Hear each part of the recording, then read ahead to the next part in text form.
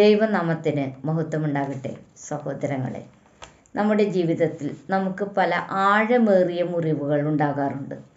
അവ ഉണ്ടാക്കുന്ന വേദനകൾ വളരെ വലുതാണ്. അത് സുഖപ്പെടാൻ ബുദ്ധിമുട്ടാണ്. ഇടയ്ക്കിടയ്ക്ക് നാം അതിൻ്റെ ഓർമ്മകളെ വിളിച്ചുകൊണ്ടുവരികയും അതിൻ്റെ അടിമത്തത്തിൽ അകപ്പെടുകയും ചെയ്യും. ഇങ്ങനെ ഇവയെല്ലാം നമുക്ക് ഒരു ബന്ധനമാകുന്നു. ജീവിതം മുന്നോട്ട് പോകാൻ ബുദ്ധിമുട്ടായിത്തീരുന്നു. എന്നാൽ ഈ മുറിവുകളെ സൗഖ്യപ്പെടുത്താൻ കഴിവുള്ള ഒരു ദൈവം നമുക്കുണ്ട്. ശാശ്വതമായ ആത്മീയ രോഗശാന്തി യേശുവിലൂടെ നമുക്ക് കൈവരിക്കാനാകും. ദൈവവചനം അയച്ച് ആ മുറിവുകൾ ശാശ്വതമായി സൗഖ്യപ്പെടുന്നു. സങ്കീർത്തനം 147:3 കേൾക്കൂ. മനം തകർന്നവരെ കർത്താവ് സൗഖ്യമാക്കുകയും അവരുടെ മുറിവുകൾ കെട്ടുകയും ചെയ്യുന്നു. നാം യേശുവിലേക്ക് തിരിഞ്ഞ് ആ വേദനകൾ അവിടത്തേക്ക് സമർപ്പിച്ചാൽ യേശു പരിശുദ്ധാത്മാവിനെ ഹൃദയത്തിലേക്ക് അയച്ച് അത് സൗഖ്യമാക്കും. പിന്നെ നാം അതേക്കുറിച്ച് ഓർത്താൽ നമുക്ക് വേദന അനുഭവപ്പെടുകയില്ല. ജെറമ്യാവ് 30:17 ശ്രദ്ധിക്കൂ. അവർ നിന്നെ ഭ്രഷ്ടയെന്നും ആരും തിരിഞ്ഞു നോക്കാത്ത സിയോൻ എന്നും വിളിക്കുക കൊണ്ട് ഞാൻ നിന്റെ മുറിവുകളെ സൗഖ്യമാക്കി നിനക്ക് ആരോഗ്യം വരുത്തും. എങ്ങനെയുള്ള മുറിവിനെ കുറിച്ചാണ് ഇവിടെ പറയുന്നതെന്ന് നോക്കൂ.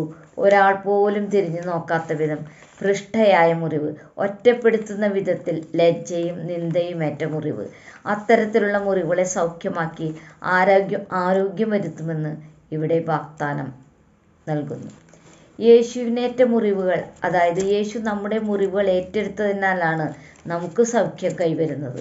1 പത്രോസ് 2:24 ശ്രദ്ധിക്കൂ. നാം പാപത്തിന് മരിച്ച് നീതിക്ക് ജീവിക്കേണ്ടതിന് അവൻ തൻ്റെ ശരീരത്തിൽ നമ്മുടെ പാപങ്ങളെ ചുമന്നുകൊണ്ട് ക്രൂശിന്മേൽ കയറി. അവൻ്റെ അടിയേറ്റ മുറിവുകളാൽ നിനക്ക് സൗഖ്യം വന്നിരിക്കുന്നു. എങ്ങനെയാണ് നമ്മുടെ മുറിവുകൾ യേശു ഏറ്റെടുത്തത്? യേശു കുരിശിലെ രക്തം കൊണ്ട് നമ്മുടെ മുറിവുകളെ സൗഖ്യപ്പെടുത്തി.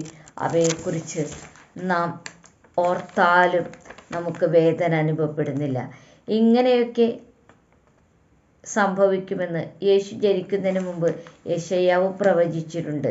യെശയ്യാവ് 53:5 ശ്രദ്ധിക്കൂ. എന്നാൽ അവൻ നമ്മുടെ അതിക്രമങ്ങൾ നിമിത്തം മുറിവേറ്റും നമ്മുടെ അകൃത്യങ്ങൾ നിമിത്തം തകർന്നുമിരിക്കുന്നു.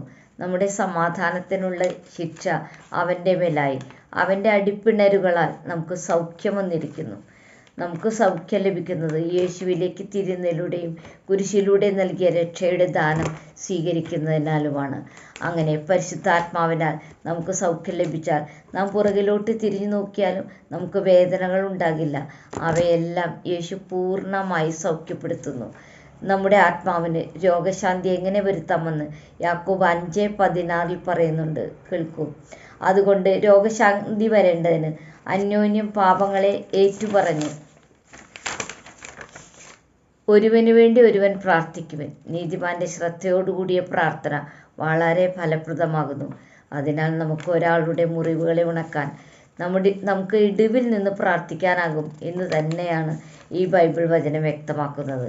ആത്മാവിനേറ്റ ഏതു വിധേനയുള്ള മുറിവുകളെയും സൗഖ്യമാക്കാനാകുമെന്ന് വചനം നമ്മെ പഠിപ്പിക്കുന്നു. പുറമേ നിന്നുള്ള സുഹൃത്തുക്കൾ, ബന്ധുമിത്രാദികൾ ഇവരെല്ലാം നമ്മുടെ ഈ മുറിവുകളെ പിന്നെയും കൂടുതൽ സങ്കീർണമാക്കുന്നതിന് മുൻപ് പൂർണ്ണം സൗഖ്യം തരുന്ന ദൈവപുത്രനായ യേശുവിന് അടുത്തേക്ക് തിരിച്ചു വരിക. അവിടുന്ന് സന്തോഷത്തോടെ നമ്മെ സ്വീകരിച്ച് മുറിവുണക്കും. ഈ വചനങ്ങൾ സ്വീകരിക്കാൻ പരിശുദ്ധാത്മാവ് സഹായിക്കട്ടെ. ദൈവമേവരെയും സമൃദ്ധമായി അനുഗ്രഹിക്കട്ടെ.